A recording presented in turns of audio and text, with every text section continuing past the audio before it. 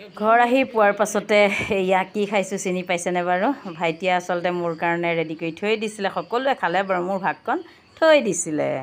সকলোকে স্বাগতম জনাইছোঁ মোৰ এটি অন্যতম ভিডিঅ'লৈ।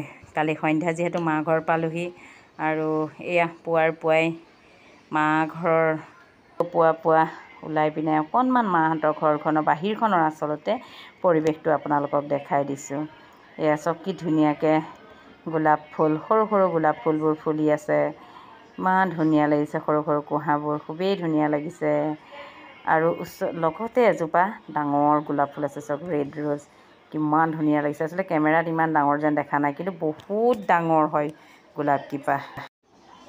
আৰু এয়া চাওক কি ধুনীয়া লাগিছে ফুলবোৰ সৰু সৰুকৈ। এইটো আচলতে মৌবাহ। আজি আচলতে মোৰ ভিডিঅ'টো কৰাৰ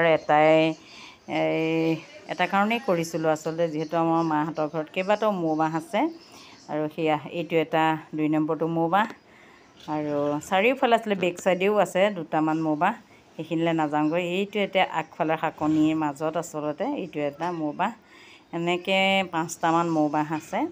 আৰু ছিজনত আচলতে বহুতখিনিয়ে মৌজোল ওলায়, ৰেগুলাৰ থাকেই মাহঁতৰ ঘৰত মৌজোল।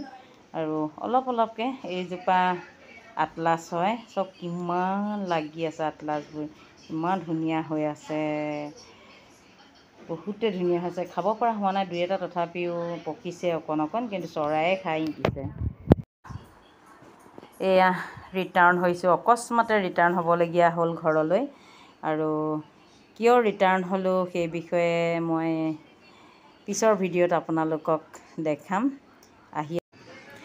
বিশেষ আৰু ভিডিঅ' কৰিব নহ'ল, খুবেই দীঘলীয়া যাত্ৰা তিনিচুকীয়াৰ পৰা শিৱসাগৰ আমগুৰিলৈ।